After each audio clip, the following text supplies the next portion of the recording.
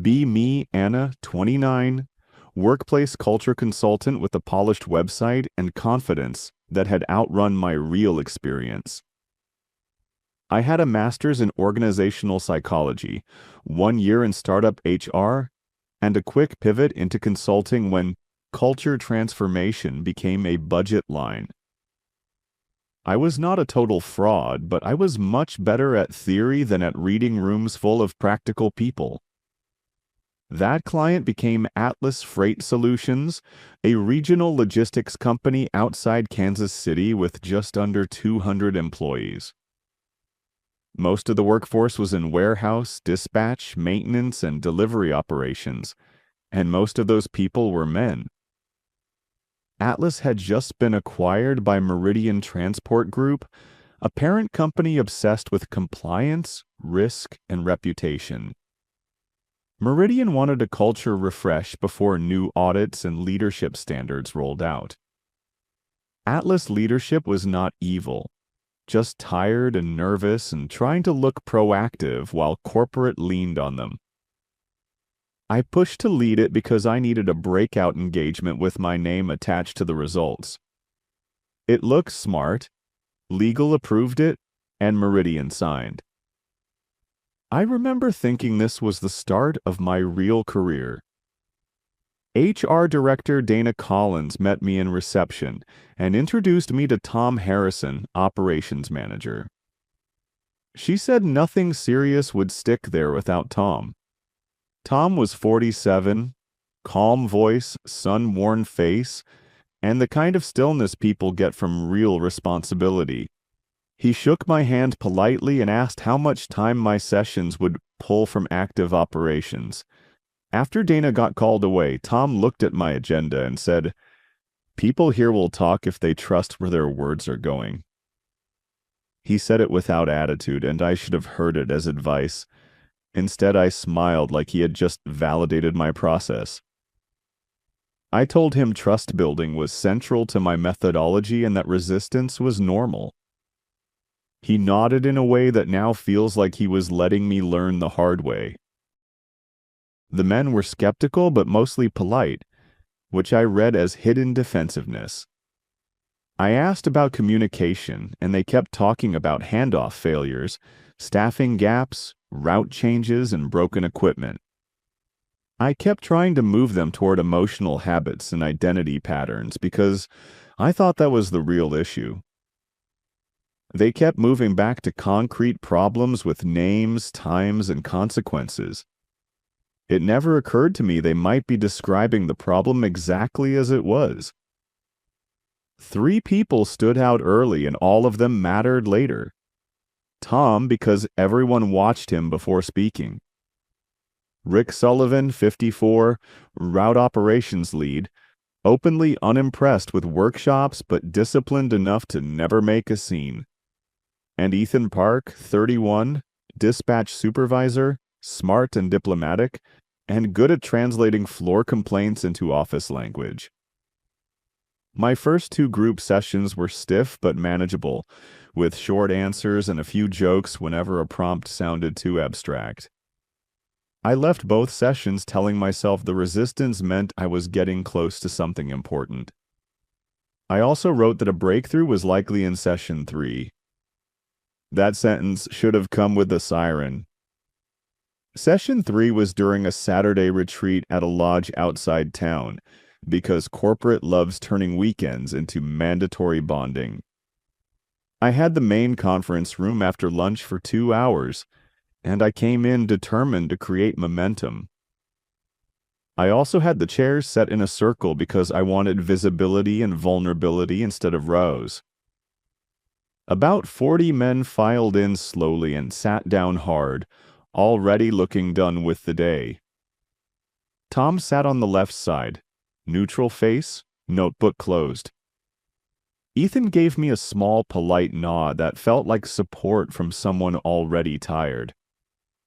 I opened with my warm voice and said we were exploring how inherited norms shape leadership and conflict in high-pressure workplaces. The room gave me silence, not loud or hostile, just flat and heavy.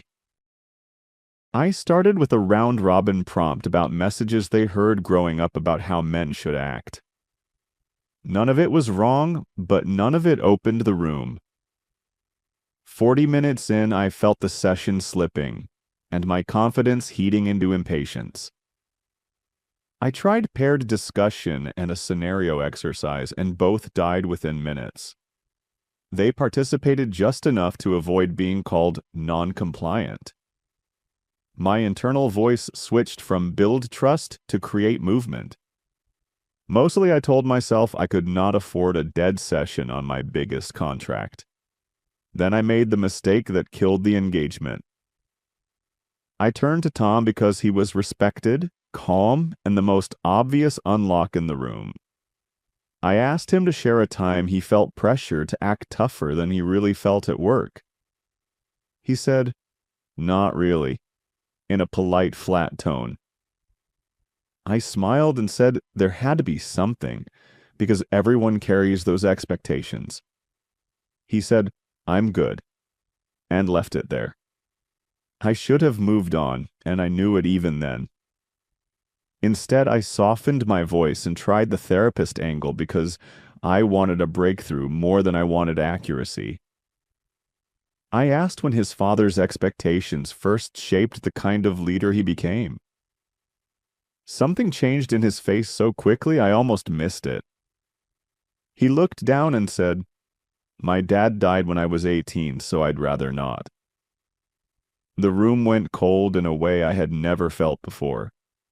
My chest tightened because I knew I should apologize and change direction immediately. Instead, my brain stayed in workshop mode and grabbed a theory sentence. I said, "That kind of loss often shows how men are taught to carry pain silently into leadership." I heard the words leave my mouth and knew they were wrong before I finished.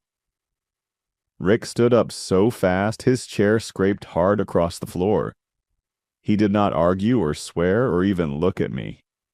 He just walked out. Then another man stood, then two more. Then half the room started moving toward the door in silence. Tom stayed seated for a few seconds while people passed him. He looked at me with something worse than anger. It looked like disappointment with no interest in fixing me. I tried to recover and said we should pause and process what just happened. Nobody answered. Tom stood last and said quietly as he passed, "You should read the files I sent." Then he walked out and left me in a circle of empty chairs with my deck glowing behind me. That night, I drafted an email calling it a difficult but productive breakthrough. I deleted it before sending because even I could not make that sentence sound true. 2 weeks later, I returned to Atlas for a mandatory follow-up session. By 8:55, almost everyone from the previous group had filed in. Perfect attendance should have comforted me, but it felt wrong the second I looked at them. They were too organized and too still. 30 men sat in rows, back straight, hands folded, no phones, no side comments, and almost no facial expression. They looked like they had rehearsed being neutral. I opened with a careful tone and said, "Today was about moving forward." Silence filled the room so completely I could hear the projector fan. I called on Ethan because he usually gave diplomatic answers. He met my eyes and said, "No comment, ma'am." He had never called me ma'am before. I called on Tom and asked what repair would look like from his perspective. He said, "I'm listening," and folded his hands again. They sat there like a jury that had already reached a verdict. I tried a small group exercise because movement usually breaks tension. They moved into groups because I asked them to. Then they sat there in total silence. I walked around and told them they had to actually discuss the prompt. Rick looked up and said, "We are participating as instructed." His voice was calm and almost respectful. which made it worse. This was not ordinary resistance. This was coordinated.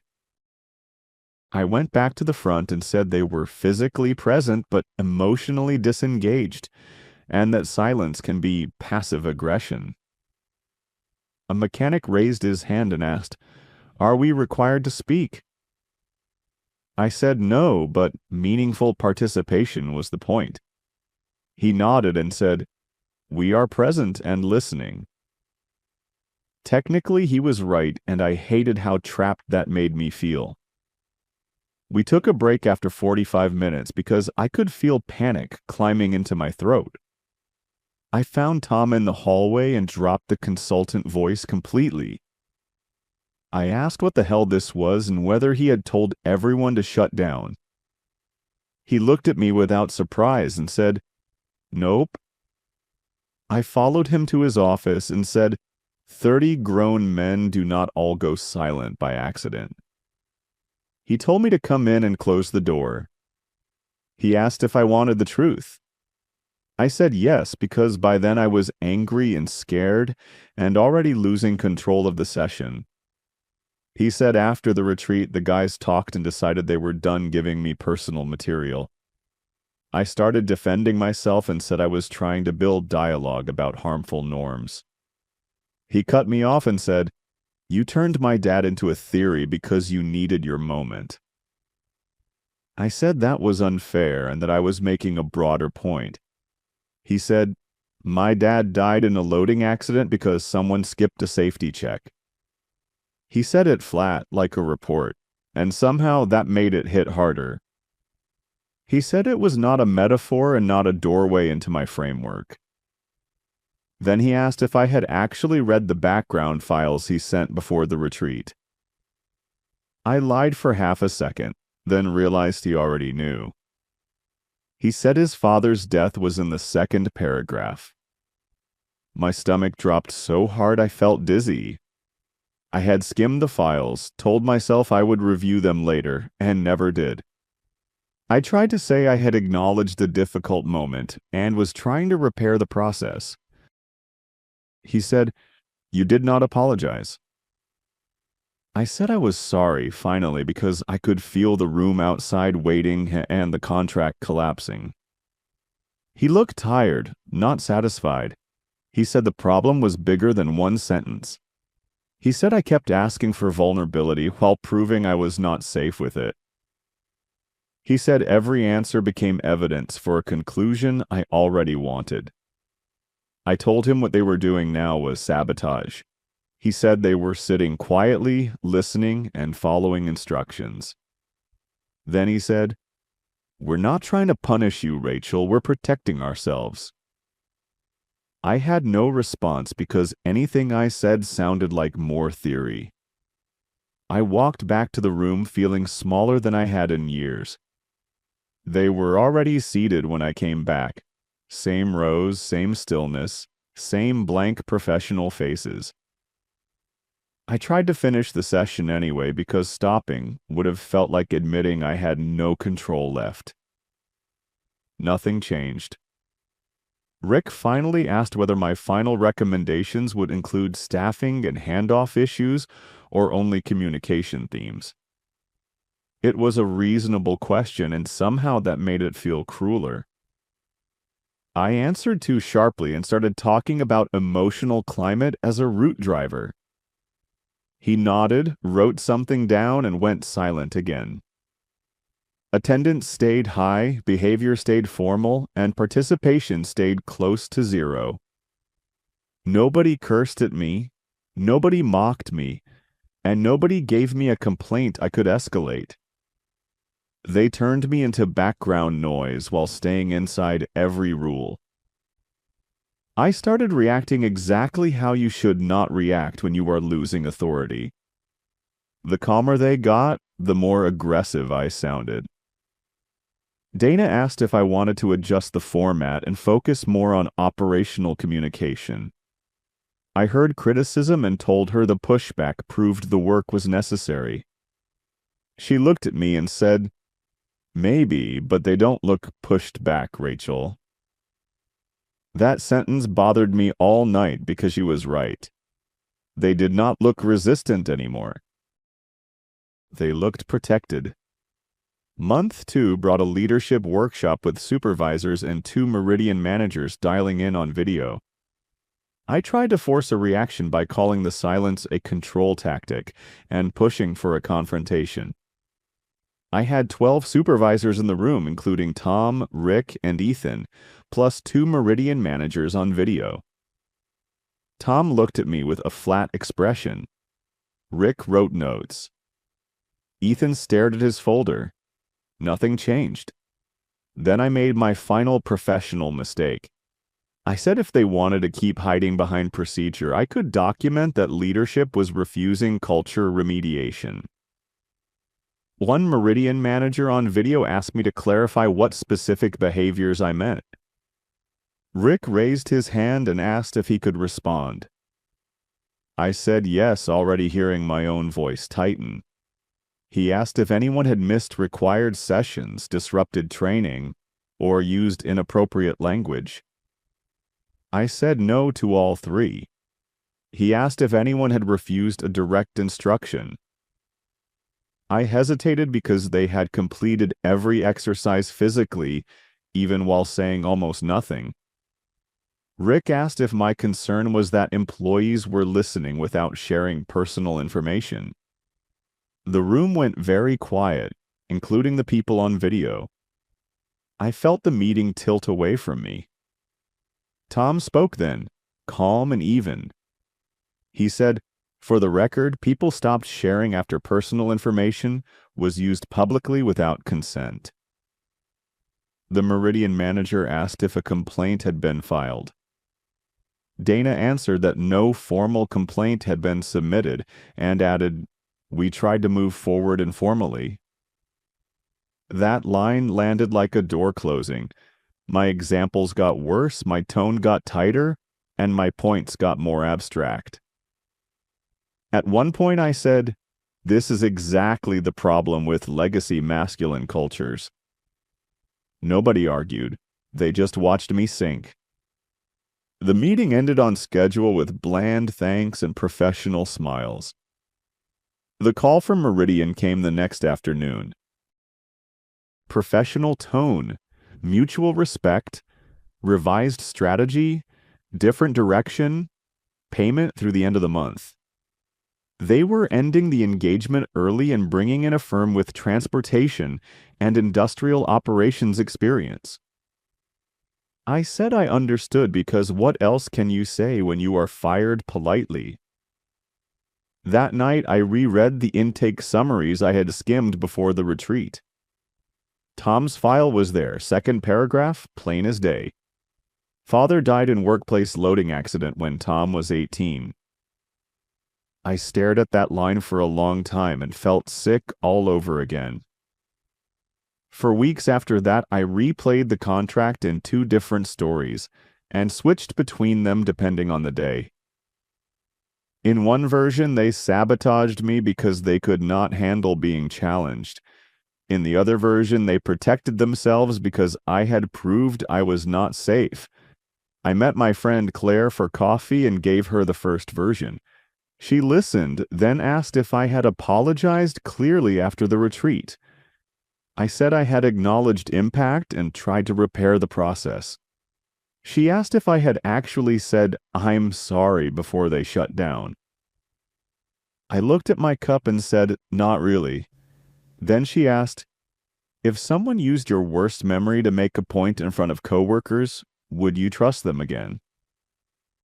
I wanted to say yes because I was supposed to be the self-aware one. I said nothing.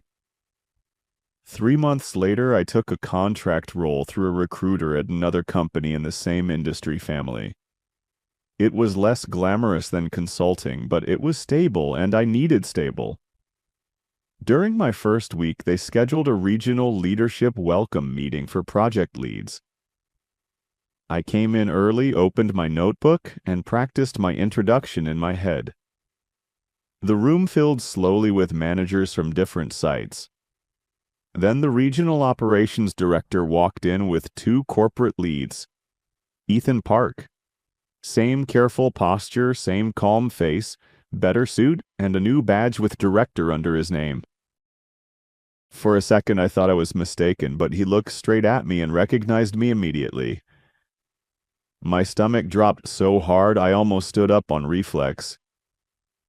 After the acquisition, he had moved into process work, then regional integration, and gotten promoted fast.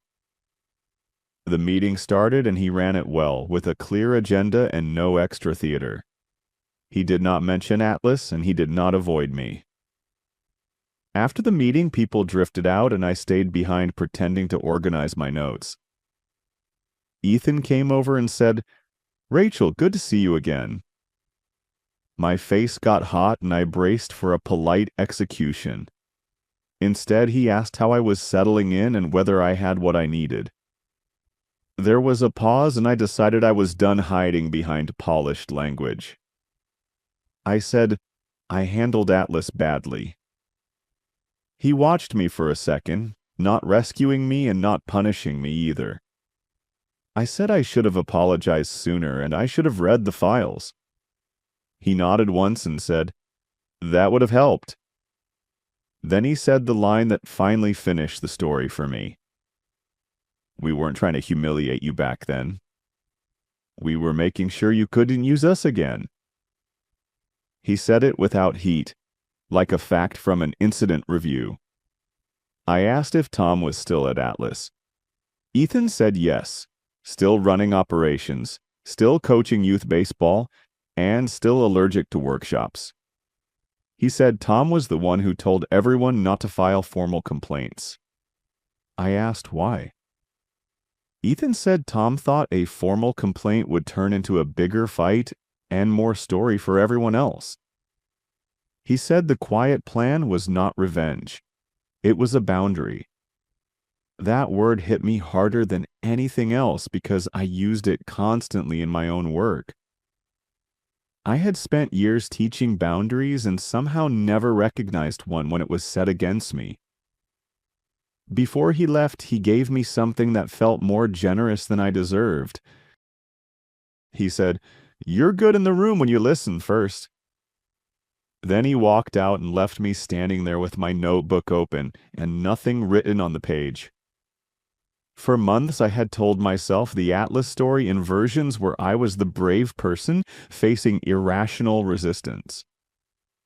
Sitting there, I could still feel how comforting that version was. I could also feel it cracking. I was not a villain in the story, but I was not the hero either. I was a person who wanted a breakthrough more than she wanted accuracy. I wanted a case study, and they wanted to get through work without being turned into one. The next week, I ran a short training for the integration team. Before we started, I said nobody had to share personal history to participate, and examples could stay operational if that was more useful. The room relaxed in a way I recognized immediately. Not because they trusted me yet, but because they understood the boundary. The session went well in an ordinary way, which I finally understood was a good sign. People talked enough to do the work, disagreed when needed, and stayed specific. Nothing dramatic happened and nobody transformed in front of me. Afterward, I sat in my car, engine off, hands on the wheel, remembering the lodge and that empty circle. I used to think the silence there was only resistance. Now I think it was also information, and maybe the clearest information they could give me. I just didn't know how to hear it then.